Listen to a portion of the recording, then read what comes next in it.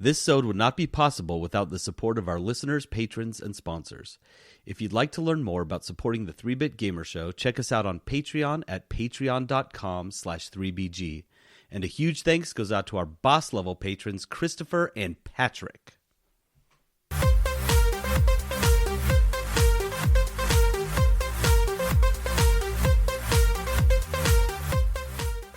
Y'all won't believe this, but I had the best idea for an intro. Yeah? In my dreams. Oh. Yeah. So cool. I wrote it down, but it was so good, I definitely would have remembered it anyway. Okay, you ready? The barbarians are at the gate, about to take the city when product bursts through their lines. You've just logged into Whoa. That's it? Dude, we were waiting for like a punchline or something. Yeah, anything. Yeah. The barbarians are at the gate, about to take the city when product bursts through their lines. Wow. I think it's good. So just drop the stupid beat.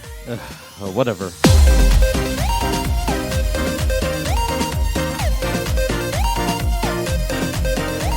Welcome to the 3-Bit Gamer Show. I'm JD. This is Peterson. This is Aaron. And I just have to say, okay, so that intro was really JD came in and he's like, guys, I texted this to myself in the middle of the night as an intro idea. And that was legitimately it. The barbarians are at the gate about to take the city when, in all caps, product bursts through the lines. I think it was like some anti-capitalist screed in my brain that was really funny. Just needed to get out. It's just so good. I was dying. I was like, you wrote that down? Everyone wakes up with like stupid ideas. I think we should all be texting them to ourselves. Yeah, well, the best part is like, yeah, I woke up and I was like, you should write that down. But then another voice in my head was like, dude, you don't even need to write it down. It's so good. There's no way you could possibly forget it. I was like, yeah, probably. Well, I'll write it down anyway. Just a little hint for myself. Live from the 3-Bit Gamer Show. The news. All right, our news this week is brought to us by Crave Cookies. Crave Cookies is this awesome local to Midvale, Utah cookie shop where they have a drive-through, they have DoorDash delivery and Uber Eats, and they have new cookies every single week. So there's like a reason to keep going back other than for cookies. This week they have the coffee cake still, Peterson, if you haven't managed to get down there. Mm-hmm. And then they have what everyone's been waiting for. Everyone that's already got a pumpkin spice latte in one hand, now you can have a pumpkin chocolate chip cookie from Crave. Oh, hell yeah. In the other. Dude, so admittedly, pumpkin chocolate chip is one of my favorite cookies. I always love them. So yeah. How does it just hit so right? I don't know. I don't love pumpkin pie. I don't love a lot of pumpkin flavored stuff, but cookie, dude, I don't really even like cookies of that like softness necessarily, that kind of cakey. But you know what? If someone's gonna do a big cakey pumpkin cookie, it's Crave. Yep. So check them out, cravecookies.com if you're in Utah. If you're not, and at some point the USPS starts working again, Trent will send you cookies. So we'll keep you posted on that if you guys are outside of Utah. Okay, so let's get into some of this news. I guess we'll go with the big one, the big boy first. This PS5 teardown video. This is PlayStation put out this video. I don't know, this just a couple days ago. 5 days ago or something like that. And this included it was like one of the engineers that worked on it just taking it apart piece by piece, which was kind of cool to see just how it's built inside. I mean, a lot of it, once you got the cover off, I was like, well, all of this is officially over my head. Yeah. I was like, that's a cover. I understand that. And then he opens it up and I'm like, oh, what are those? Ooh, just kidding. The only thing that struck me on the inside was the heat sink. Did you guys notice how big it was? Yes. It's super massive. It is huge. The heatsink is gigantic, and it's like like this funky shape to like fit in there, and like, oh my gosh, it is wild how big that thing is. And the heatsink's massive. The fans are massive. All I'm saying is, just like every new console that comes out, this has the potential, the very likely potential in about 2-3 years to just be screaming like a jet engine when it's running games that are really maxing it out, which it won't be doing at launch, and it'll be running really smooth and quiet. But then, yeah, once it starts really working, that thing's going to be just as loud as your Xbox. Yeah, your original Xbox. On the outside, though, really cool that there's a USB port in the back. I don't know if you guys have a PlayStation 4. There's no USB in the back for some shitty, stupid reason, which means, so my PSVR, I have to plug like the main PSVR thing into the front. Mm-hmm. And as someone that likes the aesthetically like clean front on my consoles and everything, it is obnoxious to have that big dumb cord sticking out. Yeah. Well, especially if you have an external hard drive, you have to have the cable running from the front, and then I just have my external hard drive sitting on top, and it's just so annoying. It's an eyesore. Stupid. And then if you happen to bump it, then you just messed up your USB port. And So, and because it sticks out now, it's sticking out in the front of your console. So there's a USB in the back, there's 2 in the front, and there's a USB-C. So that's dope for, everything in the future. And then I think the biggest news for me, and I don't know about you guys, was the replaceable panels. Those big white wings on either side of it, beyond being functional, apparently, are also removable with a quick snap. And he just pulled them right off. Like the guy was like, okay, here we go, and just like popped it off. That was sick, because you know what that means. Because this is something that we talked about months ago. Yep. Mm-hmm. And it was finally, like, I think it's maybe been confirmed before. I wasn't following it that closely. It was rumored before. Not confirmed. And actually, when we had talked about it initially, it was a rumor, and the stories were saying, but that's probably not going to happen. It's just a pipe dream. And now that we have seen the guy take it apart, and it's a reality, I think everybody's head exploded, because everybody immediately started thinking of all of the cool replacement panels you'd be able to get, custom panels that are going to be made. You're going to be able to make your PlayStation look as cool as you want without buying a limited new edition console. Which, can I just say, these are coming about 3 generations too late. Because there were special, as far back as I can tell, I think the N64 was the first console that really started doing special editions.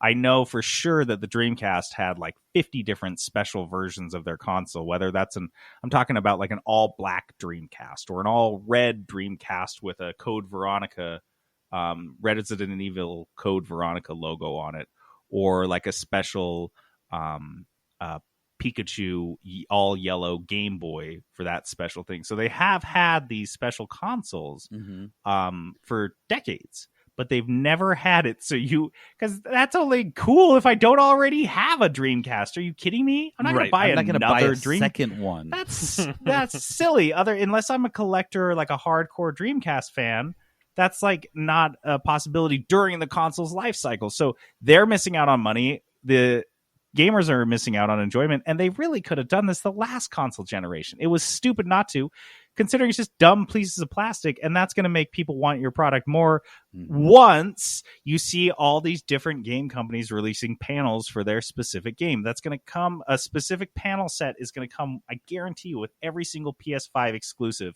after 2021. Like, every single one will have special panels because it'll be easy to get them printed. They'll be cheap as shit, and it's the easiest giveaway to go with like a special edition of a game. Dude, and then you'll see powered panels that are going to plug into the USB in the back. Oh, and it's going to be so lights, sexy. I'm telling you, like, it's going to be cool. That's exciting. The one other thing that struck me during the video, besides just a warning to everyone, if you haven't seen it yet, it's not in English. But the YouTube closed captioning is not actually. It's like it's entered in by Sony, so it's accurate. Yeah, so it's good. I was watching it on my phone, and so like I couldn't. I had the small video up, because I was at work, and so yeah, I was missing some of that. But I don't know, and I saw some comments about this, but it looks bigger than I thought. Too. No, it's pretty monstrous. No, it looked huge. He's just super small. Is he? He's just a little guy. Is he just a Muppet, man? It's just they picked their littlest engineer to work to make Jim it look Henson. bigger. It just created a Muppet of this guy. Dude, is Sony employing Oompa Loompas? Yeah, this guy was micro, and they had like a tiny little table for him to be on. They're like, it's gonna look huge, dude. This thing's. But for real, that's what struck me when I first saw my initial thought was, oh my gosh, that thing is gigantic. I don't know where I'm gonna put that. But which is the awesome thing, because it's more airflow. I mean, when you look at a computer, there's a ton of space and there's lots of airflow. And so all these small, slim versions, they're loud, they don't have great airflow, they get hot real easily. I think this is probably going to be one of the best iterations of the PlayStation for sure. Oh yeah, and and functionality, and then the design itself is like, it's just really beautifully engineered. Once you took it apart, I think you could tell why they did this teardown video is because they were so ridiculously proud of it. Because the inside looked sexy. I'm not going to lie to you. Yeah. Well, before you even get to the inside, the stand. Let me just describe how obscene this is. The level to which they took pride in their engineering. The stand you can remove if you want it. You can just like, every PlayStation from the PlayStation 2 onward, you can have it either standing upright or you can have it laying down flat. And if you have it upright, it's on a stand. And if you want to lay it down flat, you unscrew the stand from the bottom, and the stand has a little tiny compartment for that screw so you don't lose it. And then you have to rotate the stand. You have to do this. You have to spin it, which hides the little compartment for the screw. It's now hidden, and now it's functional for a horizontal stand, because you still need to use the stand for a horizontal placement of the console. And it kind of looks like it's hovering almost with the stand. Because the stand is so cool, which, like Aaron said, allows more airflow all around the console. It's really, but God, it's so gorgeous and thoughtful. And there's little tiny holes on it where you can that collect the dust, so you can quickly vacuum them out. They have dust holes. And he just shows how easy it is for just the average person to take this apart, and really, if there's something wrong or if you need to vacuum it out, make sure do some maintenance every few months. It's super easy. Super easy. Yeah. So dope work on the PlayStation 5, and then I have just one little follow-up on the PS5, because we're talking all this news because it's out next month, so I want everyone to be prepped. Sony has detailed their backwards compatibility with PlayStation 4 games, and from on their blog, and basically every single PlayStation 4 game will run on the PS5. They have a list of games that include We Sing, Just Deal With It, and DWVR, but the list is, I think, 12 games long out of the entire PSVR or PS4 catalog, and any future PS4 games that come out that are PS4 only will have that on the box. But it does sound like the vast majority of PlayStation 4 games will be available on PS5. All the games you're going to care about. Yes. If you want to play Afro Samurai 2, just hang on to your PlayStation 4 if that game is extremely important to you. If that's your jam. And that's your sticking point. There's at least one of you out there. I know there is. There's a game. There is a person for every game. So you're out there. I don't know if you're listening, Afro Samurai 2 guy, but I'm so sorry to break this news to you. Okay, so next thing, this is just little, and it's basically a news story for me, and a reminder to pick up this game. Ghost of Tsushima's latest 1.1 update. Biggest news in this update is that it allows you to pet the dogs in the game, and turn them into allies. That's awesome. So, hell yeah. I think it's so funny that every game with a dog in it, they've added this pet dog. You can pet any dog in any game pretty much. What were we playing under? What was it called? Undermine. You pet three different dogs. You find these dogs and they're wandering around, and you pet them. There's no incentive to do it besides there's a dog, gotta go pet it, and it says the dog liked that. But yeah, people, because if there was a dog walking around and people couldn't pet it, they'd be messaging the developer like, dude, what are you guys doing? Why would you even put a dog in it if I can't pet it?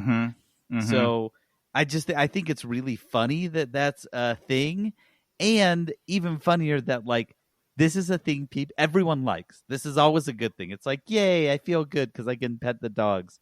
They're virtual dogs, but we still want to pet them. And I'll tell you, in Undermine, I pet the dogs every time every single time before you leave on a new raid. You pet the 3 dogs for no reason, unless it was a raid that you went down there and the last one you died, and right after you died, you said that was bullshit, and then you don't pet the dogs because you're so mad you have to go right back. No, I never. Otherwise, I always pet them anyway. No excuse. I respect that, Peterson. I'm always happy that you're not shooting dogs in games. I only do that to you when you're there. That doesn't make it better. It's not the defense you think it is. I only do monstrous things to bother you, JD. Yeah. Come on. Give me a break. Look, that makes sense to me. I don't know what to tell you. It makes sense to me. Perfectly justified. Dude, it's super crazy how much they're actually updating this game. Because, I mean, Ghost came out, not too long ago, but then it kind of died off because, people beat it or whatever. Well, it's a single-player game only, right? Yeah, and people were 100%ing it. Until next week. So they're actually adding a co-op mode. Oh my gosh. Some multiplayer options, new game modes. You can actually replay through the story again with all of your upgrades and unlocks. It's pretty crazy. There's a 4-player survival mission. What? Yeah. And they've been sitting on all this. They're adding a whole bunch of stuff, and it's all for free, which is crazy. Of course. That's the best thing ever. I feel like I have to pick this. This game is quickly becoming. It's really pushing. Because Cyberpunk's not coming out this year, is it? Yeah, I can't follow. In a month, dude. Yeah, this is pushing against Cyberpunk for my holiday break game because I always take the last week and a half of the year off, and it might be Ghost of Tsushima, you guys. And I actually haven't played Ghost of Tsushima because I know I'm going to play Cyberpunk. And I mentioned this to you, JD. I cannot play too many of these open world RPGs because I try to do everything and I burn myself out. Mm-hmm. So I know I only get one. Yeah, I knew I got to pick one of the big ones to play because I don't want to be, and I want to play Cyberpunk. That's the thing. And so I don't want to be tired of the gameplay loop by the time Cyberpunk comes out. So I haven't played Ghost of Tsushima yet. But again, it's one of those games that I have hovered over the purchase button a dozen times already. I should just buy it. I'll just play it. I mean, whatever. Don't do that. Get the disc and we can share it, you stupid. That's true. Okay, fine. We'll share it with the disc. Yeah, and then I'll give you $30. And it's going on sale. So speaking of a game that you shouldn't have bought, and hopefully not too many did, Avengers. I know, poor Aaron. I'm so glad you're on for this. So the latest Marvel's Avengers game, which was received with kind of middling reviews, as of last week, there's fewer than 1,000 people still playing this game. Which is bad because it's supposed to be a games as a service game. It's an online game. Yeah, they forewent the going ahead with the first player kind of single player story mode, and instead they decided to go make it a games as a service, and that only works if you have more than 1,000 people playing your game at a time. Maybe make a good game first instead of trying to make money first. Fuck this game, man. Just yeah. I fucking hate it. I'm so angry about it. Here's the thing. I wanted it to be so good. We've talked about this, but it is a huge disappointment to me. I wanted this game to be good, and the biggest disappointment in gaming for me in a while has been when I learned that this game was mostly multiplayer. Because I don't know, I didn't pick that up doing like watching all the gameplay and all that stuff. I didn't pick it up. I thought it was co-op story, and that's what I wanted. I was excited for that. Man, this is a huge disappointment. The single player is so much fun. That's the thing. And then it's over. Dude, and they should have gone Ghost of Tsushima method. Given you a good long story and then added some replayability into it. Now I want to play it as a different character. Okay, now I'm going to play it as, you know what I mean? Keep adding characters that would make it fun to play it again instead of making it a multi. Okay, so I want you guys to carry on this hatred into our next story. That we love this because I just love watching Amazon fail personally. Amazon has canceled Crucible. It's the free-to-play multiplayer shooter, which, if you guys remember, most recently they had taken out of open beta to closed beta, and now they just straight up fucking canceled it. Yeah, so they did if I'm not mistaken, I have never heard of this happening before. They released the game. Okay, for those of you in the back who did not get this, they released the game, and it was so bad. Aaron and I went and played it together. We spent like 2 hours one night playing it together. We did not have fun. We kept dying. Like it was so painful. It was like reminder, every single moment was just you dredge every moment of it. Nothing was good. It was so the boring. guns had no weight. You never felt like you were doing damage to a character because it never had a damage indicator. And you couldn't see yourself on the map, right? And it was a multiplayer like shooter. So you couldn't see where you were on the map. So you'd pull up the mini map, and there's all these. You can see all the players on there, and it's a small little icon. Well, I don't know what my character looks like. I just started playing this game right now, and there was no indication of which one was you. And so I would be in the mini map, like open with the map opened up, running around in circles to see which character was running in circles. The game is live. There's people trying to shoot me. And I'm like, okay, wait, which one am I? Because the whole point of the mode we were playing was like you were capturing points. And I didn't even know how to get to the points because I'd ping a spot and then it like meant nothing. You'd ping it. The pings meant nothing. There was no indication for Aaron, who was on my team, that I had pinged something. There was no indication hey, go over here. To me. What are you talking about? Where are you? And that was the other thing. I wanted to coordinate with Aaron. I didn't know where I was, let alone where Aaron was on the map. He was there somewhere in the little yellow dots running around. Could not figure. Dude, this game was garbage from start to finish. They pulled it out. They realized it was so bad because everyone stopped playing it. They pulled it out and put it just into closed beta, apparently to like make some fixes. And then they just canceled it all in the same year. Guys, this happened all in 1 year. They released it, closed it, canceled it. If you were worried about the poor game developers that had to work on this tragic game, don't fret, because Amazon Game Studios has moved them over to their other products, including New World, their MMO. That's the holder that's name coming for out the game, right? in 2020. They just and moved them I across just the can't hall. even dude, this is like if the fucking lifeboats of the Titanic, they like paddled them over to another boat that was sinking, and they're like, here you go, hop on this one. And the people in the lifeboat were like, oh, well, I guess it's less sinking than the Titanic, but No, it's it still just got delayed. It's heading for the same Delayed exact sinking. iceberg, not turning, and they're just like, look, Get on. it's gonna sink, but Get on. I'm not in the water right now, so I guess I'll just hop on. So good luck. I'm so sorry that Amazon thought that they could just buy their way into this industry. I think you can do that, but you better respect Just do some it, research, and you better man. be smart. Do a little bit of research. Zero like, research. I'm convinced that nobody did any research. They just asked a guy who's never played a video game. Yep.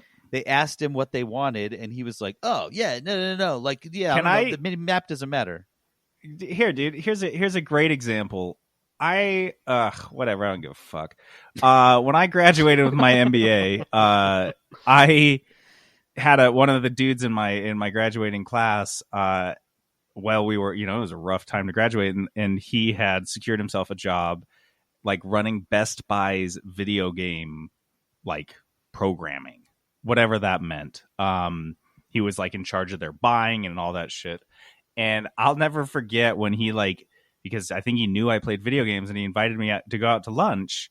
And I remember sitting down to have sushi with him. And this guy was like, he sits down and, you know, he's nice enough. And he's like, so tell me about video games. This dude was incredibly talented at finance. He got straight A's in all his classes.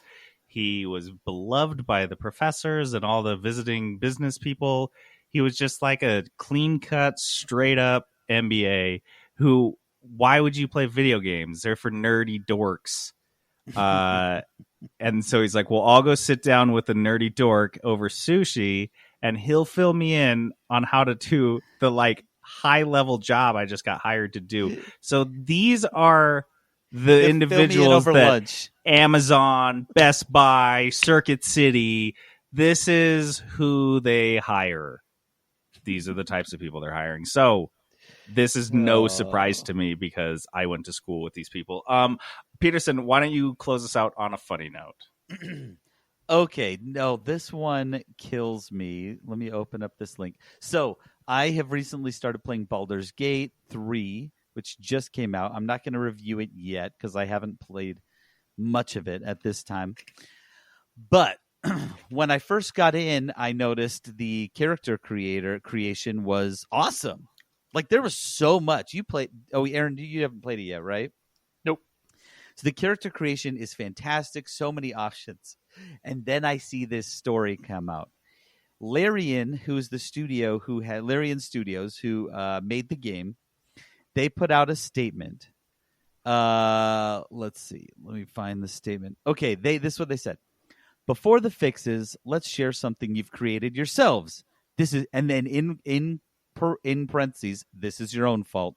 Through your choices in character creation, we took the most popular choices in character creation and recreated this. We'll post the image in our Discord.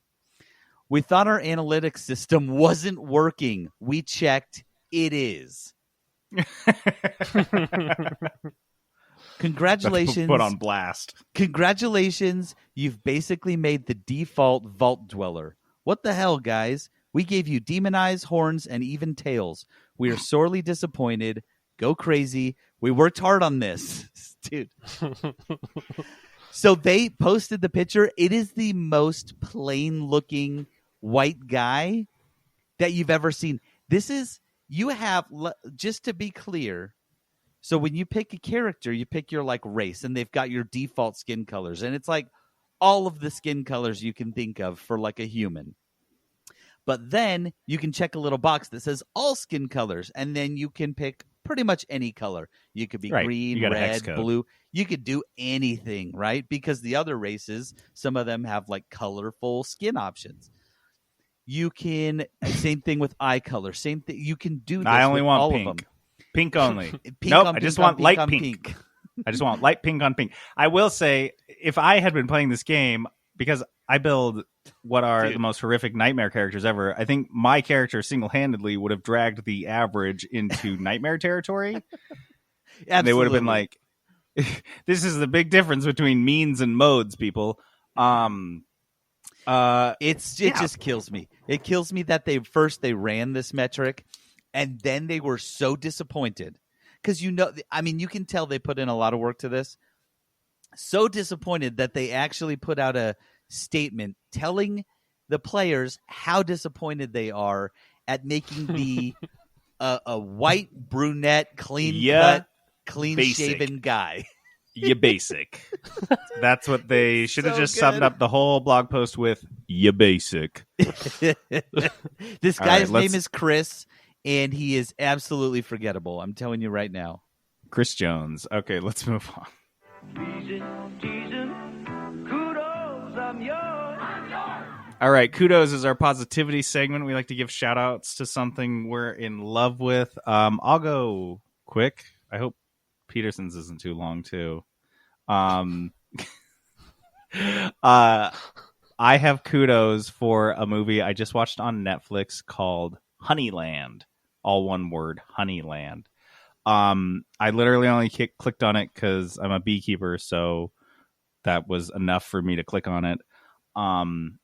Is it about this? bees? Is a documentary about it's a Macedonian documentary. So you have to read it, but there's not a lot of dialogue, honestly. About this woman who is one of Europe's last remaining wild beekeepers. And it is, you guys, forget about I was watching it for beekeeping, but it ends up just being like the most fascinating story, and it's incredibly shot. I will say it's slow, and it has a lot. Gives every part of it just has a lot of room to breathe. I think the story behind it was these guys went to. It was a small documentary film crew that went to this just to shoot landscape footage of this region, to make a short mini documentary about this region of Macedonia, northern Macedonia. And they met this woman, and they're like, "Welp!" And so they spent 3 years and filmed like 400 hours of footage with her, and they didn't even know the language she was speaking. So they get in the editing bay and look at all the shit they shot, and they're like, "Holy shit!" So I don't want to say too much about it. I would say it's something that, like, I sat there for a while, especially in the beginning when it kind of gets it's a little slow to get started. I was like, why am I watching this? Like, what am I? But you can't stop watching it because it's so beautiful, because these are landscape and like nature documentarians that are making this very human, but also very environmental documentary. That is, Aaron, you will love it. You will absolutely, it will blow That's your awesome. mind as a beekeeper. Aaron also keeps bees. I don't know if you guys knew this. So yeah, check out, it's Honeyland. It's on Netflix. It won a bunch of Academy Awards. Not that those fucking matter. And yeah, Peterson, what is your kudos? All right, I've got a double dip kudos. What are you doing? What? Did you just double dip? You dip the way you want to dip. I'll dip the way I want to dip. Because I've done this before, and I'm going to really try to sell you guys on this time. So, The Masked Singer new season is out, okay? It's going, and... Right now? Yes. I think they're like 3 or 4 episodes in. Was it Fred Durst? Was he the Masked Singer, or he's not? We don't know. We don't know yet. They've only unmasked a few people. They only unmask one per episode. So... If Fred Durst is the Masked Singer, I'm going to pee my pants. Dude, it'll be so good. It'll be so good. I think you'll know immediately. But here's how it works if you're unfamiliar. The Masked Singer is a singing competition. There's a million of them. There has been. But this one is a little different because the singers are celebrities. And they are wearing a complete costume that they keep winning awards for because they're just so over the top. These costumes are, but they come out and do a performance, and then the judges are like guessing, right? The celebrity judges are guessing who it is, and it's not a panel that you would think you would like, but because it's let's see, Robin Thicke, Jenny McCarthy, Ken Jeong, and what's her name? Another lady, I can't remember her name right now. But I don't know what it is. The chemistry just works. It's really fun whenever the judges are talking and making their guesses. They're trying to like figure out who it is. And then one of the singers per episode gets, they get the least votes from the audience, and then they take off their mask. But what's fun, is that it's a celebrity, and like a lot of the times you're always shocked, and the reveal is almost always fun. But since the show is getting popular, they're getting better and better, like actual performers in there. So it's almost become like a talent show of celebrities, like actual singers of performance artists, and they're really good. And sometimes you're shocked at how good these people are, because they'll be like rappers and stuff, and they'll come in and you're like, oh man, that's really good. And then they'll rap a song, and then they'll sing a song the next episode, and you're like, wow. And it kind of throws you off. And then when you learn that some of these people are like very good singers, it's fun. And I'm telling you guys, right now in 2020, 9 months into COVID or whatever. I don't know, 7 months into COVID. 9 years. Going into our second full year of COVID. We need some fun. You need some positivity and fun. Okay, where and this does show, you will smile the whole episode. I'm not kidding. It's very good. It's on Hulu. So I'm so sorry, Phil. It is on Hulu. Where does this rank from Curse of Oak Island to The Bachelor in Paradise? Oh, okay. Bachelor in Paradise, number 1, always and obviously, forever. That's why I put it at the top. Yeah, why would you even? I'm saying the worst show you watch to the best show you watch. Oh. Where does it fit in there? Because Curse of Oak Island, you cannot convince me, is not the worst show you watch. No, I will admit Curse of Oak Island is probably the worst show I watch. So where does this fall on that This is way more fun than that. Way more fun. This is things actually more happen. entertaining.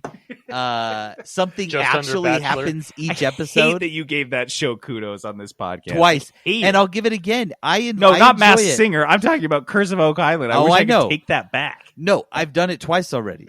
And I'll you do it have? a third time. No! You gave that a double dip kudos? When I watch season 7, I'm giving it a triple dip. The trippy dip, Curse of Oak Island, they're going to find gold this time. All right, let's get on. Let's get it moving on. Oh my god, the first impression rose. This is a very big week to me, you guys. And it's very important that I give out this first impression rose, just a game that really means a lot to me. And I've given it a ton of thought, and I just have to say, this week, I would like to give my first impression rose to Moving Out.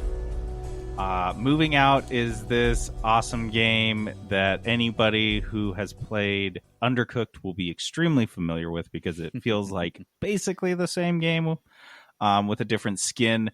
It's by the same guys, Team 17, that brought you Worms. I mean, they're the producers. They didn't make the game, but they're the same guys that produced Moving Out. And it's basically Undercooked, but with moving. And like you're a moving company, not like moving your body. Yeah, moving an apartment. Moving out. Yeah, you're a moving company, and you show up and you have to move the items in the house, which there's a ton of items, but you only have to move the ones that are highlighted into the moving truck. Just that simple, right? Well, it's got the very realistic physics kind of that you guys will be familiar with from Undercooked. Like if you threw the food, or it would fall. But this is with these items TVs that you're trying to move that you can throw, which is kind of funny. Like when you grab a toaster, you just grab it and just wrench it out of the wall, but your character has to give a good solid tug on the cord, because you just pull it out from the body of the toaster. That's how you remove the cord, which should give you a precursor of how carefully you move this furniture, which is to say not at all. Not even a little bit. Threw the first thing Jenna and I did, the very first level, was throw a couch through the front window. There is no penalty for this, folks. No penalty whatsoever. There are special achievements you can try to get on each level. Sometimes you try to do, there's do this level without breaking any windows, but for the most part, across the board, throw all the furniture through the windows, throw it off a balcony, rip a toaster off the wall, throw it into the swimming pool. Just does get it not out, man. matter. You just got to get it out of the house and into the truck. Okay, so there's time limits. You can turn those off. The truck, you can make it be so you have to Tetris the items in, so it's a little harder. You can turn that off. What they did with this game, and the reason I'm giving it my first impression rose and I loved it so much, was that they eliminated all the stuff that made people hit each other in the face with the controller in Undercooked, which was the frustration in themselves and their partners in playing the game, because it is kind of maddening. So you can turn off all the time pressures, all the other constraints, and you can just have a fun time just giggling like idiots while you drag a couch across the lawn upside down. It's just so funny. And just like Peterson said, in 2020, a little funny is really nice. Really, it's anybody could play this game. Anybody, a 60-year-old, or I don't know, Ryan played it. He just turned 7. He's played Moving Out, and I think he's finished it. Yeah. It's anyone can just get in and play, and my kids loved it. I loved it. It's hilarious. It's fun to play with other people. Because I'm just watching this video. They were trying to move the bed out, and they couldn't get it through the front door, so he just backs out of the window. It just busts right through it. That's awesome. Yeah, you guys should definitely just Google this. We'll post a trailer in our Discord. And because, we're contractually obligated to mention this, it is available on Game Pass. Yeah, Xbox absolutely. Game Pass, which brings you the 3-Bit Gamer Show every week. You can get Moving Out for free. So if you want to play it with friends online, you can do that, which is really cool. So yeah, there's no reason not to try this game out. It's easy to jump in and out of. It takes 0 seconds to pick up and learn. Check out Moving Out. All right, that means we've got an inter-review. And Peterson, we never came up with a sound clip for this, did we? Oh, we haven't. It's hard to find a sound clip, and we haven't made one ourselves. I don't want to make one unless we're in studio in person, so we can really throw it together. Lean into it. Yeah. But there is no quote from anything saying the word inter-review. Inter-review. I think that's a JD original. Most of the terrible things I say are. So I guess without further ado, Aaron played what is one of the hottest games out this month. In a month, there's a lot of hot games out. Star Wars Squadrons. Yeah, and because one of us played a game that the other two didn't, we always like to flip the script, and instead of just getting a review, we are going to inter-review Aaron. And I will go first because this is one of my biggest things in any Star Wars medium, the time period. I am always very nitpicky, okay, when did you set it? How does it impact the overall storyline and relate to it? So my question to you, Aaron, because if I remember correctly, the game kind of takes place a little bit before Return of the Jedi and then a little bit after the story. So do you first of all, correct me if that's wrong. Second, do you like the time period they chose?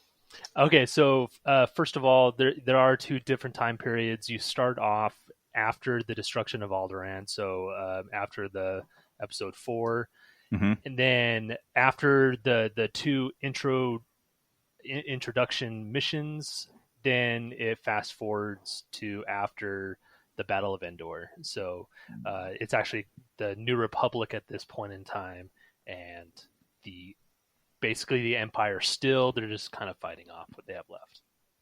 And do I like the time period? Yes, I do like the time period because this actually opens up to more options in the future for possibilities of more ships and stuff like that. Yeah. More ships, new missions, right? Yeah, they have a lot more to work with rather than being stuck to, a certain time period before. So I'm trying to visualize the gameplay. Did you play primarily in third person so you could see the ship, or did you play from within the cockpit of your starfighter? So there's actually only one mode you can play with. You can only play as first person inside the cockpit. Tight. Do you like that? I love it. So I used to play X-Wing versus TIE Fighter a lot back in the day, and that's what it was. You're in the cockpit you're flying around and shooting the other dudes down. So yes, I like it a lot. How do the controls feel? Is your ship responsive? Do the controls feel really tight? Does it make you feel like you're really in control of the ship, or is it maybe a tiny bit sluggish or something like that, as you've seen in some flying simulators? So they probably released this game at the worst possible time for controller support. So I play with the HOTAS. A HOTAS is a hands-on throttle and stick. That's what HOTAS stands for. So you have a throttle with your left hand, and you have the flying joystick with your right hand. Okay. I haven't played with a controller, but I hear the controller is actually not too bad. It's usable. Wait, you're straight up playing with a joystick? Uh-huh. That's so tight. Ooh, how does that feel? How do you like that? It's amazing. It's pretty awesome. Oh, man. The ships are pretty responsive in all. So there's 4 ships. This might be a future question, but there's 4 ships on each side, and all 8 ships fly completely differently. And they feel differently. Oh, nice.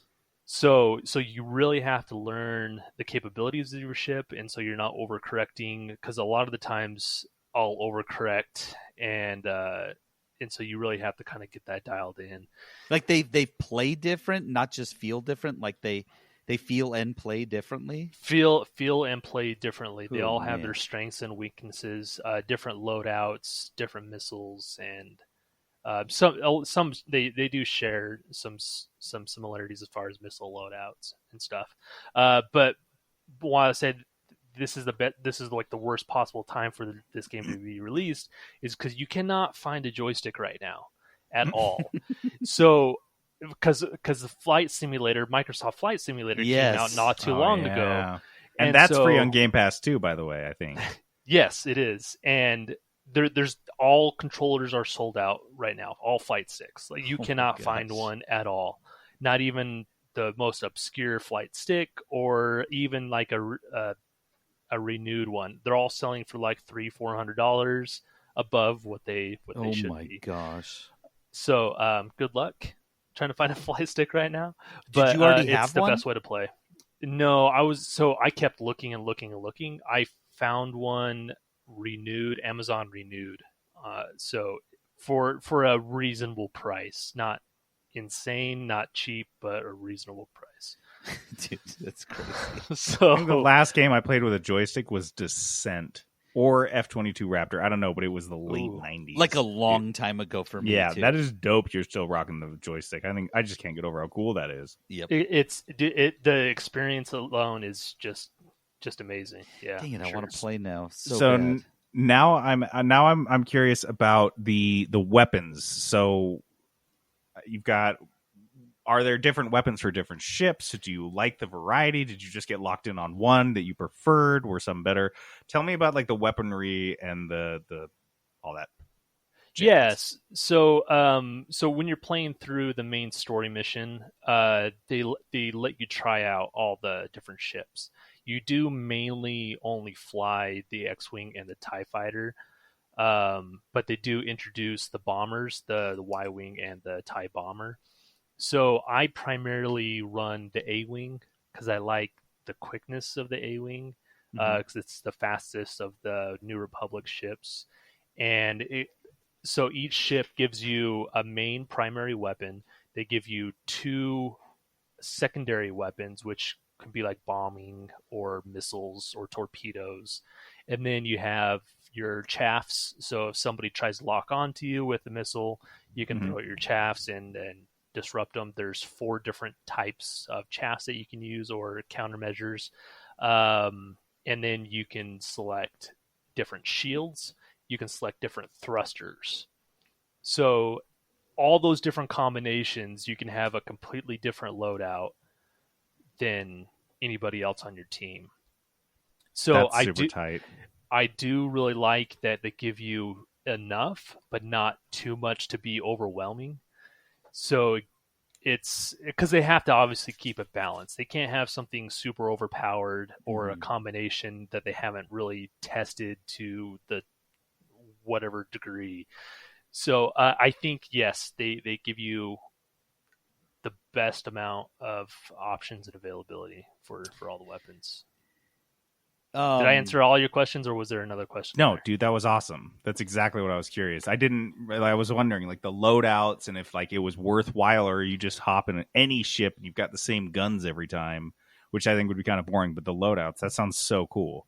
Is there, okay, so I just realized when you were answering that, I'm not sure what the gameplay loop is. I know there's single-player story missions, but then I believe it's multiplayer, right? Yeah, so the single-player story mission isn't very long. It's only about 10 hours long. Okay. But the main focus of the game is multiplayer. And what is the multiplayer? Are there different game modes? Is it like what are the game types? Like what are you doing in multiplayer? So this is kind of, now we're starting to kind of get into the downside of the game a little bit. Excuse me. So there's 2 multiplayer different modes. There's dogfighting, and then there's what do they call it? It's like a capture the flag type of thing, isn't it? Yeah. So it's you're trying to destroy the the capital ships on either side. So you're trying to destroy the Star Destroyer if you're the New Republic, and then if you're the Empire, you're trying to destroy the big capital ship on the New Republic side. So and then dogfighting is just 5v5, first to 30 kills. Those are the only two multiplayer modes. And have you played a lot of the online multiplayer? Yeah, so I've played. So versus AI is what they kind of throw you into to kind of get your feet wet a little bit, and then once you rank up high enough, then you go into ranked match, or you can play unranked, either or. So I've been playing ranked match, and then once you finish 10 matches, then it kind of puts you into a ranking system after 10 matches to kind of see where you land as far as how many ranked missions you've completed or won. So my question is, because it sounds like you have beaten the campaign and played the multiplayer, is the multiplayer something you think you're going to come back to, or?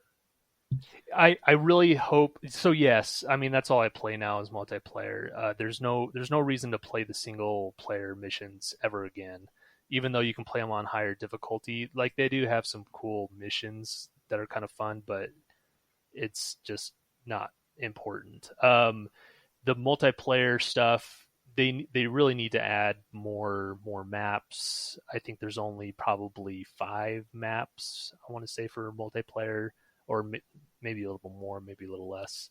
And with only the 2 modes, there's not a whole lot there, but that's kind of what I was curious. But each time you play, like I'm like sweating afterwards because it's intense, man. Like when you're playing against actual people, it's so much more not stressful in a good way, right? Because you're just trying to you're dogfighting, and so you're trying to get the upper hand on the enemy.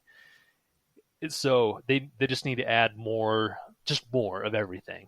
But the game's only $40, so the price point is perfect for how much they give you, and there's so much more that they can add, so they can only go up. Really. Have you found a crazy, like a huge skill gap? Like, are you playing against people that are just ridiculous at the game? Not where I am at now. They're actually doing championships right now, for the higher skilled players. But I haven't played against people that are just like, man, every single time I leave the hangar, I'm just getting destroyed every single time. So it's not.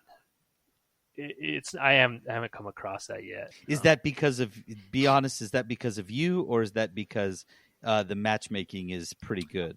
I think the matchmaking is actually pretty good. I think the player base right now is big enough that they can actually matchmake appropriately. Yeah. So I haven't seen that become a problem, or I haven't even read that online that it's become a problem either. And then I have to ask about the dreaded M word, microtransactions. What are the microtransactions like in this game? There are none, actually. There's none? Like no skins, no pilots, no anything like that? So when you say microtransactions, you're actually meaning real money, right? Yeah, like things you can buy for real money. So no, there is no real money Wow. exchange in the game. When you do play ranked, every time you level up, you get points to buy new gear for your ships. So when you first start off, like you just have like the bare bone default stock missiles, blasters, shields. When you level up, you get points to spend into, okay, now I want to try out this missile and this shield or whatever. So you're constantly getting upgrades for your ships, and you also get points to spend for skins. That's ship skins. That's helmets, jackets. You can buy different races, and just skins. That's what you buy with your in-game currency. I like that. So I gotta give I think I have to give a mild mea culpa, because I had mentioned when we first heard about this game not that long ago, I had mentioned that I thought it was going to be garbage. Like you'd get in and it would just be riddled, EA, right? Riddled with microtransactions, and like that's absolutely expected of EA. That was I don't think you were inaccurate to think that or to assume that. That's right. But that's the reputation they've earned. But it sounds like the game for $40. It sounds like the game you would expect it to be, right? Mm-hmm. Absolutely, 100%. Yeah, man, this sounds great. Like for $40, like this seems. Would you say it's worth it for $40, Aaron, or would you say wait for a sale? Yeah, I've spent more hours on a $40 game than I have on some $60 games that I love that equally enjoy. So yeah, $40 is an easy sell for sure. Okay, so I just only have one question. Peterson, do you have any left? Nope. Okay, my last one, and this is. Oh wait, I did have one more. Sorry. Okay, I always steal this one from Peterson because I like it. Is what was your biggest nit? What was the thing you liked or you disliked the most? What I liked or disliked the most. No, I'm sorry. I meant to say what did you like least, but then I switched. What did you dislike most? So the single player campaign, they force you into dialogue with the NPCs. And it is atrocious. It is not interesting. Like the voice acting or every part of it. The voice acting's fine. It's just I don't care what they have to say. I could give 2 shits less. Like it's just not important to the story. It's like, oh, I grew up in this little town and I just got recruited. My parents are like pro Empire. Blah, oh my god, blah. It forces you to do this stuff? Yes. It's forcing you to talk to Preston Garvey. Yes. Oh my god. So only at the beginning, and then you can just skip all of them. But yeah, it's just insignificant. If they're going to make you talk to NPCs, make it more significant. Make it impactful. Yes, exactly. So there is, I don't think it's a spoiler, but there is a major Star Wars character that makes an appearance, which was really cool to me because it's a little bit of a deep cut, but not really. It's the Emperor, right? isn't it? Ham? It's always the Emperor. He always comes back. No. He's the bad guy in every single everything now. Who'd you say, Peterson? Ham. What's his? Ham? Is that his name? The guy from Toy Story, the pig. No, the fat guy. The bank. fat guy that Luke flies with. No, because I heard he was in it. Harrisundula. She's from the Rebels cartoon series. Oh shoot, that is a deep cut. So that's tight. Yeah, super cool. I'm glad that they're starting to integrate more of the Star Wars cartoon into actual other Star Wars stuff. But yeah, screw the NPCs, man. So I did have one question that I absolutely cannot believe I neglected to ask this earlier.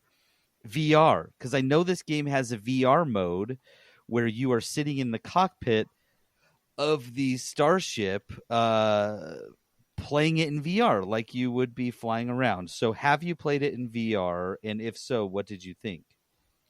Yes, I played it in VR, and holy shit, is it insanely cool, man.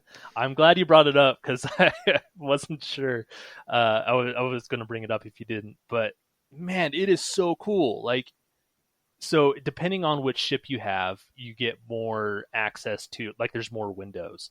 So if you're in the X-wing, there's more glass above you, so you can see, like, look around and see ships flying around.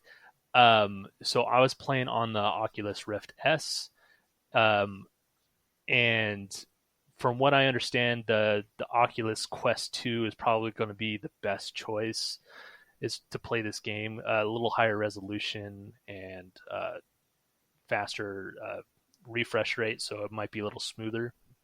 But so they give you different options. They give you little heads-up display as possible. So all you are seeing are the instrument panels on your ship. Another cool thing. So there's 3. If you're playing the X-wing, there's 3 different modes you can select as far as how to balance your ship. You can put all the power to shields, all the power to weapons, all the power to your engine.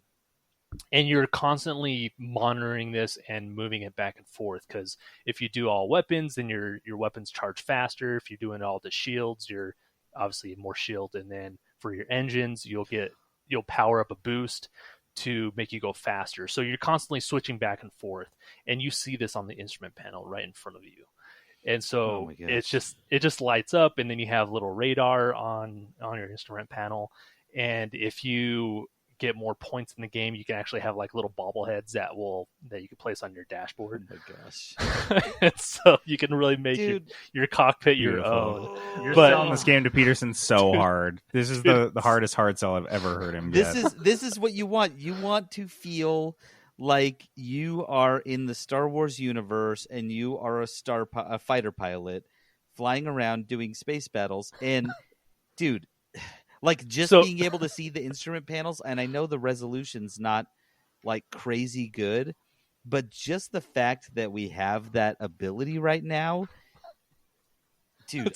This is so there was a point where I was playing. I'm like, it's hard to see kind of over the dashboard a little bit. So I stood up a little bit, and then I could see like the nose better. Like I could see more. I'm just like, it's so crazy that it's a completely 3D experience. I can go up and down. I could look at my stupid astromech droid that's in the back. That's it's such a cool experience. Come on. This is okay. incredible. Well, you sold Peterson on it, so let's move. We've got one more segment this week, and this is I don't know. I've been having questions that I just wanted to chat about lately, and this is my latest question because I've noticed this emerging trend, especially this year. It seems like COVID has screwed up a lot of release schedules for a number of different game companies. And as a result, we've been getting just random surprises.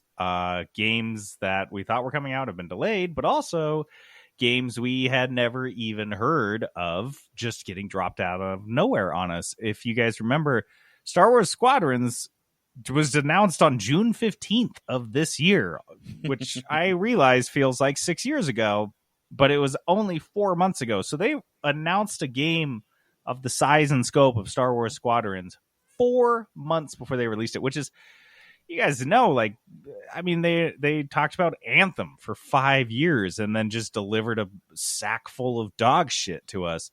But, you know, Aaron's playing a game and loving it that there was no external pressure for them to finish it. There's a Hyrule Warriors that was the Zelda Breath of the Wild game, like half sequel or whatever they're calling it. That was announced this year, and they are just like a month ago, and they're like, yep, and it's out in November. So that was just a couple months before. Mario Brothers 35, Crash Bandicoot 4, that came out of nowhere. And they announced it, and everyone's like, oh, a new Crash Bandicoot game for the first time in 2 decades. And we're just going to drop it like 3 months. We're just going to announce it 3 months before it's going to show up on the store. So, because I think this trend is very interesting, and I haven't seen many consequences for game developers doing this, I would like to propose the question to you guys. Should game companies be doing this more? Should they be giving up the years of marketing and hype potential E3 appearances, press releases, and dev blogs to just drop a game out of nowhere when it's pretty much wrapped up and ready to go?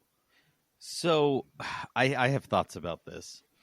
First of all, I think from a consumer's perspective, we like this, right? Because nothing's worse than getting pumped for a game and then realizing it's not coming out for 3 years, right? Yeah. Or when they flash you, and I think nothing is more desperate than when they flash you the Elder Scrolls 6 or whatever we're on with no follow-up at all. Just the whatsoever. icon. Just the icon in the words. You're like, well, that means nothing, right? You're not actually care. giving me anything. I know you're working on that because you'd be an idiot not to. Right. And so, and then it's hyped and people are like, yeah, talking about it. And then it doesn't come out for years. The other downside of the hype, right, is that if you overhype a game, Anthem. I mean, we've seen this a million times. We could sit here and list them for the rest of the episode. But when you hype a game and people are so excited for it, and then you release something that doesn't live up to the hype, especially when you overhype it and it's just a mediocre product, nothing will kill your game more. But so here's this is what I'm so glad you're talking about hype, and I'm sorry to cut in because that's what I feel like is you either overhype it and it sucks, but can you name one big AAA game that was, had more than a year from its announcement to its release that you felt the studio underhyped? Even fucking Red Dead Redemption 2, Grand Theft Auto 5, like I'm talking the biggest, most well-received titles. Do you feel like any of them were like undersold? Because that's the thing, is like that's the worst. I mean, there's no real upside to this. Like you can get people so pumped for Cyberpunk 2077, but there's no way they're going to sit down and play it and be like, "Oh, this is even better than they told me." That never happens. So at the best case scenario for making people wait for 2 years to 10 years for your game, like in the case of, I don't know, Kingdom Hearts 3, the thing that you do is you just set the bar to be like, this is what the game's going to be, and people get it, and they're like, cool. Whereas where Aaron sits down and tells you how baller Star Wars Squadrons is, and you haven't even had time to like look into it, you're like, well, shit, I'm sold, man. That's cool. Word of mouth gets it there. With the Red Dead Redemption, you're like, I know everything about the game. They've been yelling and shouting it down my ears and putting posters up and billboards everywhere. I know everything about this game, and you sit down and play it and you're like, yep, this is what I thought I would be. This is what I thought it was. Cool. Yes, so I think there's a lot of positive impacts that you announce a game, it gets released in 4 months. If you pump a lot of money into announcing that game within the first little bit, so people are super hyped about it, it's coming out soon. Like, I was already looking at stupid flight sticks for this like 4 months ago, and I couldn't find anything as soon as it was announced for Squadrons. So I've been hyped for 4 months, and I didn't feel like I was killing myself like being hyped for something because I knew it was coming out super early. You didn't have time to get annoyed that it's not out. Right, exactly. And I think that's part of the downside if you announce something that's 2-3. It's like, why am I even caring about this now? Like, why are you even showing me something? I don't even know where I'm going to be in 3 years. I could be in Jamaica or Germany in 3 years, which would be super awesome. But I mean, that's never going to happen. But I could be. I could be in places he wants to go. The world could have ended by that point. We don't know. Right. So it's such a weird thing, I think, for me. Why announce a game if it's not going to come out in 5 years? Well, and let me give my thoughts about why that's happening, why they announce a game so early. Well, I already mentioned it does feel desperate, like people are expecting to hear something from that studio, right? Yeah. But also, I feel like video games are so interesting because they are so trend-setting. They're always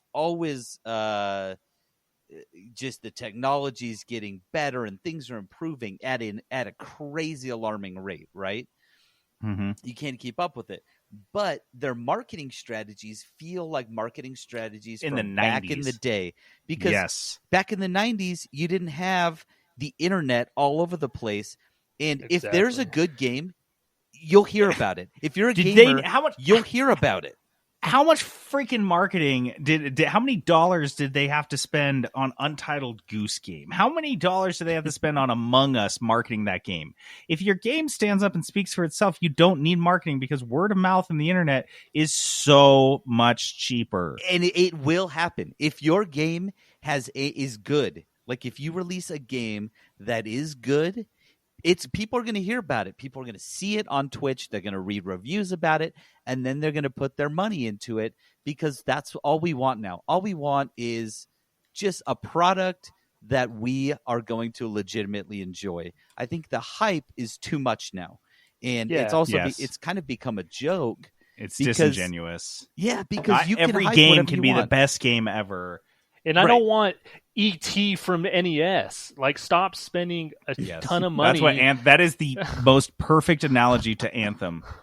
No, it absolutely is. 100%. Like, Anthem is ET. So the extraterrestrial. But also, I think that was on the Atari. Actually. Oh, is it Atari? Yep. I think companies have really noticed that this trend. So they've noticed it in the last few years that it's mattered less and less. The hype has, because you've seen things like E3 canceled, or some people not going to E3, or all those types of things, and not impacting sales at all. That's not impacting their game sales. But also, you've seen some massive successes from this. Who did this? And one of the most clear examples for me was, oh gosh, I'm blanking now. The Battle Royale that came out last year. Why can't I think of it? The big one. Apex Legends? Apex, yeah. Apex, they announced it, and they were like, oh, by the way. It was out like a day later. Yeah, it's out that tomorrow. Day, or was it? Yeah, it's out like right now, and people were like, wait, what? And Battle Royales were hot. There was no hype at all. No one even, it wasn't even on our radars. And then it came out, and this game is a massive success. People love it. It blew up on Twitch. Yep. And so I think companies are realizing, like, wait, there's some merit to that. No one even knew they were working on it, so there was none of that pressure. There was none of that conjecture that talked happening beforehand. The Sonic the Hedgehog effect, where they're like, oh man, they're all talking about how much they hate it, so they got to push it back 9 months because they got to release it later, which in that instance was a good thing. But there's none of that conjecture that's happening in like the media and the consumers influencing the development of the game. They're just doing it. They're going to announce it and put it out, and it is there. It's what it is, and it speaks for itself. And I think if I had to guess, I would say that, along with a couple other examples of when that's happened, has really driven marketers, game marketing, to scratch their heads and go, oh, maybe we don't have to. Yeah, and we've been seeing this everywhere, not just in video games. Netflix does this shit all the time, where they're like, and I think Disney Plus was like, oh, you want Hamilton live? Here you go. Like, fucking here it is. Whatever. Just have it. Like, because unfortunately or fortunately, people, especially in 2020, really want instant gratification. We're so finicky. And we're finicky. And, if you say you're going to give us something in 3 months, well, first of all, could be fucking dead by then. Second of all, could be running like a cannibal, I'm like a cannibal warlord by that point. Like, I don't know where I'm going to be in 3 months. Just give it to me right fucking now, or shut the fuck up. Like, that's it. I don't want you to talk about it. I'm out, man. I have so many games. I'm playing games from 2012. You think I give a shit about this stupid game you're promising that you're working on after I saw Anthem? Bro, I trust no one, especially game developers telling me how good their game is. You are the last person I trust. The only person I trust less is my ISP. Who nobody should trust. I do have one question that kind of comes from, I think, would be the any game developer's response to us saying this would be, okay, well, so everyone shuts up about games unless, it's Elder Scrolls 6 and everyone just knows they're working on it, or it's Grand Theft Auto 5 or 6 and everyone's like, well, duh, of course they're working on that. What about games you're working on that are just going to get leaked now? What do you do as a developer? You're working on Star Wars Squadrons and it gets leaked in January of this year and you weren't planning to announce it till June. Like, now what? Because I feel like this gives leaks so much more power. I can tell you what I think. I think Aaron had a thought earlier, but let me jump in and answer that question. Then Aaron can jump in. I think I actually think leaks are a good thing because we see so many leaks that are absolute nonsense. So then it creates this weird sense of intrigue, which we've realized intrigue without the company actually saying anything. That's actually a good thing. You want people to be like, wait, are they working on X? I heard they were working on Squadrons. And then people will be like, nah, they're not. And so people are talking about it, and you've said nothing. So it's not confirmed. And so they're not sitting there.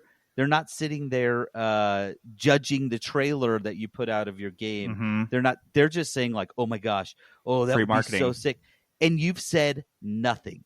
And That's then tight. when you do come out and you're like, "All right, guys, we've seen the leak, we've seen the discussion. Guess what? You're right. Here it is. Here's the trailer, and it's releasing next week." People lose their freaking minds. Talk about free market testing too. Right. You got to read all the shit they're saying and speculating about your game, and you're like, oh, I guess we could put that in. Yeah, they seem really excited about it. Yep. I don't know. Yeah, I think they have to be really tactful if it does get leaked. Obviously, like they have to immediately say something about it, and now they have to change their strategy. So I think Cyberpunk 2077 has done an amazing job. This is everything that Blizzard should do, because Blizzard is the main perpetrator of announcing something and not coming out with anything for 4 years. Oh, and they know like, that. What and they the even fuck? say it. It's so annoying. Like it pisses me off because we don't know anything about the game. They barely release anything. Sure, if you were one of the special people, you got to play Diablo 4 or 5. I don't even know what Diablo they're on at their stupid convention. That was a year or two ago, and I haven't heard a blip since really about Diablo. And that's a bummer. Yeah, totally, 100%. That makes you I think less that's excited bad about press. Diablo. I think that's bad press. I am so excited every single time they release something on YouTube for Cyberpunk 2077 about the world, about what the characters are able to do, and like backstory, and just give me more fluff, give me more of everything. Just tell me what I can expect in the game here and there over the course of your announcement to release. Give me content to digest. What I don't want to see is more teaser trailers, because sometimes they're good. Or right? cinematic trailers. That's what I mean. Cinematic trailers. Because sometimes they're good, and what they do very well is they create an immediate hype. Immediate. And I mean, it will last the next 30 minutes until people think about it. And I've been victim to this until I think about it, and I'm like, wait, I know nothing about the game. I don't know what it is. All I know is like basic story elements of the game, what I'm guessing based off of that cinematic trailer that I saw. I could be totally wrong. They could change direction. I don't know what even type of game it's going to be, right? So I get excited for a second, and then I'm immediately skeptical. And when I see a cinematic trailer, my first thing in my head is, okay, this game's not even close. This game's not even 2 years out. Like, if they're just releasing cinematics and zero gameplay footage, they're not even close. I'm sorry. Thanks, Blizzard. Yeah, we know you make amazing cinematics. Just fuck off and give us a game already. Peterson, since you've been playing Baldur's Gate 3, are there a lot of cinematics and cutscenes in the game? Yeah, kind of. But they're not like lengthy. But there's definitely like cinematics and cutscenes. But they're not even that good. They're like the same graphics engine, you know what I mean? They're not like a big changes. So they don't look like the trailers, the cinematic trailers that came out for that game. No. So that's what I'm curious. I'm like, save the money on all the animators you're hiring to make those stupid fucking cinematic trailers that don't. Imagine if, like, you know, when old games on the NES had like this baller box art because the game itself was just pixelated, whatever, and they're trying to get you like in the imagination of thinking that you're a barbarian or whatever. I imagine if that guy was like 10 guys and they had to work, I don't know, like for an entire year to put together that box art, and you're like, and then you release that box art to hype up the game for 2 years. Just make the game. Just sit down, shut up, and make your game. And just tell me about it when you're 3 months out. I'm serious. Mm-hmm. That is, I think, the new meta strategy.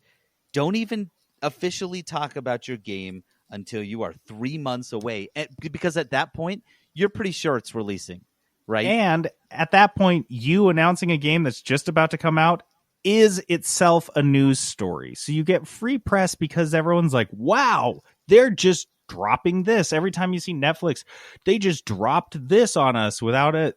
That's how it always is played out. And that's how those news stories, if they're like, okay, Netflix has said they're going to announce this new show, or they're going to release this new show in 6 months. When that show comes out, no one's going to care. You'll forgotten. You're like, oh yeah, I remember being excited about that a long time ago, especially this year. If this year's any indication, we are bad at measuring time. Clearly don't care. Just tell us when it's so close that my brain can process that time period.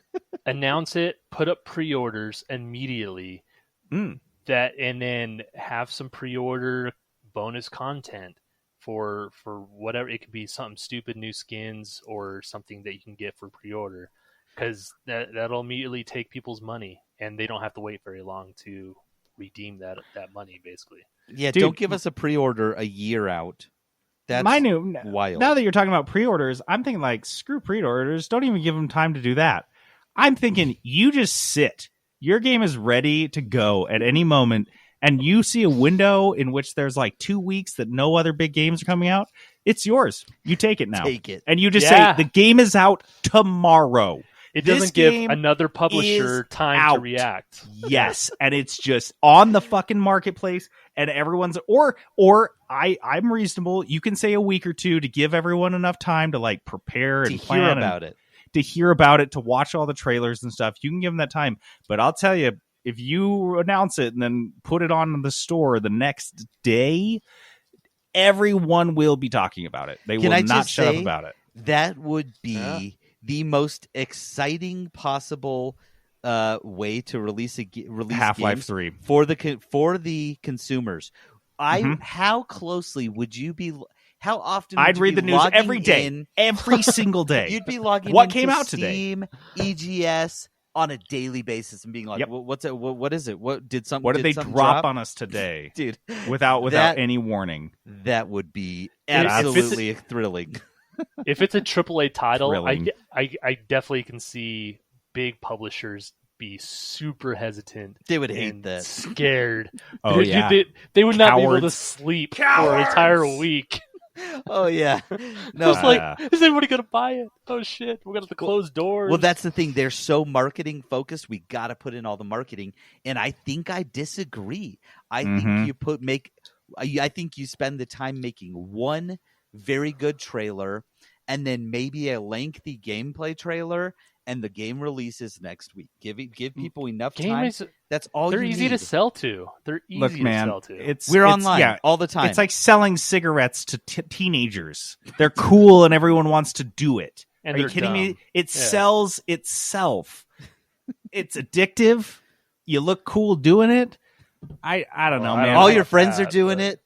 Everyone's doing it. JD's talking about cigarettes in the 90s. Makes your voice sound cooler.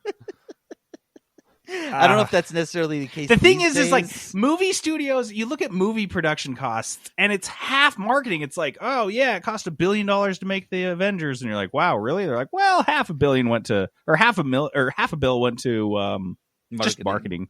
And when you hear that, it's not like, it's just like not marketing. I feel like this is not marketing. It's ad buying. If you just like sit down and buy billboards and ads on Facebook and you're like, I am a marketer. No, you are a shitty marketer. You buy ads. You don't market a product. You just buy ads. You just buy If you can't sell your... Yeah, exactly. Like, if you can't cleverly market your product and generate clicks, generate views, and generate excitement about it without just buying ads on Facebook, you suck at your job. Fuck you. Especially if it's an Avengers type movie. Like, no, you can't let that movie hype itself. Then you've screwed up somewhere way down the road. Someone's getting paid way too much money. Yeah, so stop spending all your money on marketing, guys. Spend it on development, making actually good games. They will market themselves just like jewels. Look, I changed you guys. Jules are e-cigarettes because no one reacted. Oh, yeah, I didn't know that. JD is, I guess, into smoking now. I think smoking is cool. Have I not said that before? Guys, listen, if you there's listen to any this impressionable podcast, children you're listening, under 21. Just know that smoking is the coolest. you won't smell bad. Everyone will like. Everyone will like to be around you. You will be able to live wherever you want. Yeah, and You you won't get be like all the standing smoke breaks outside you want. in the cold because your addiction dragged you out there at 4 a.m. it's just a smart Dude, decision. smoking's the coolest fucking shit in the world, and everyone should try it. If you don't like it the first one, at least try it a Just carton. keep going. Just keep going. Just keep going. I don't know, guys. Worst Sounds like some bad advice. advice. All my right, gosh. so that brings us to our final Jeez. segment. Dice of Destiny. All right, Dice of Destiny is this awesome game we play at the end of every episode. We roll a 20-sided dice with 20 different game genres on it, a 6-sided dice to see how much we can spend on the game, and then finally we roll a 6-sided dice to see who has to find a game for that genre, for that price, pick it, play it, review it. And last week, we rolled one of the more unfortunate things on the board, which is a fighting game, because I'm pretty sure they haven't made a single fighting game since 2015. Like, it's been rough. They had a This little is an spell there. underserviced genre for sure. If I was a fighting game fan, first of all, if I was a sports game fan, I would just be grumpy all the time. But if I was a fighting game fan, I would have given up by now because there's nothing. And the last few that came out were terrible. I won't get into it. Anyway, so I had to find a fighting game for $20 and I struggled massively. That is no small feat. No, Peterson and I worked on it together for like 30 minutes. But we finally found one on Game Pass. It's called Streets of Rage 4. This is a series. Streets of Rage series was originally on the SNES. And I remember Jackson and I, when they ported this to the 360, so this was like 10, 15 years later, Streets of Rage 2, we played all the way through so many times. It's a side-scrolling beat-em-up. It's in that 2.5D, so it's not like just left to right. You can kind of go up and down if you think of, I'm trying to think of like other games that, it's a beat-em-up, like Ninja Turtle games, standard, the Simpsons games, yeah. And so I love Streets of Rage 2. It was the best ever. And then I remember Jackson and I were like, well, duh, of course we'll love Streets of Rage 3. Nope. No, not as cool. So I'm actually very eager to see if they borrow from Streets of Rage 2, 3, 1. Maybe they just make it completely different. I don't know. Yeah, I'll say we're cheating a tiny bit because this isn't like a pure fighting game. But again, I think for best service and use of our show and our time, this is what we got to do, because there is not a lot of good fighting games out there. We had fun looking over the mess of them and reading some of the reviews, but this beat 'em up is gonna have to suffice. Oh, and by the way, what the hell? There's literally no genre on Steam that is safe from weird sex games. We're talking on the front page of fighting games. Now, I get it. There, like I said, have not been any new fighting games since 2015. But still, like the third one down was like the worst. It was just the worst, you guys. And the reviews on sex games on Steam are much, much worse than the worst. Yeah, like they are. Oh man, the super worst. I was very upset reading them out loud to Peterson. It wasn't like, haha, listen to this. It was like, I just watched the video from The Ring. Now I have to show it to you, kind of. And thing. I feel bad for this person reviewing this. I legitimately feel bad for that person. I felt bad for all of us. All right, you guys. So yeah, to hear my review of Streets of Rage 4, tune in next week. Our outro music to play us out, we have music from Moving Out. Find us on Discord, find us on Twitter, Facebook, YouTube. We don't have an Instagram because what would we take pictures of? You don't want to see our pictures. Obviously. You don't want to see. I was like, nothing I say in the follow up that's going to be appropriate. So, I'm JD logging off. This is Peterson going AFK. Aaron rolling out.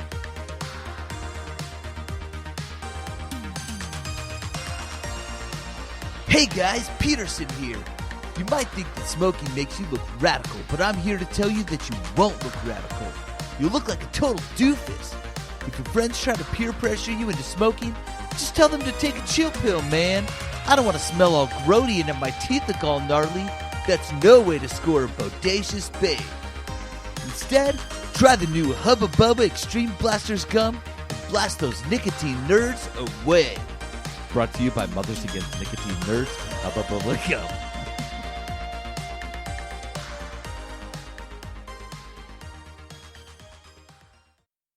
Peterson Productions. Oh yeah.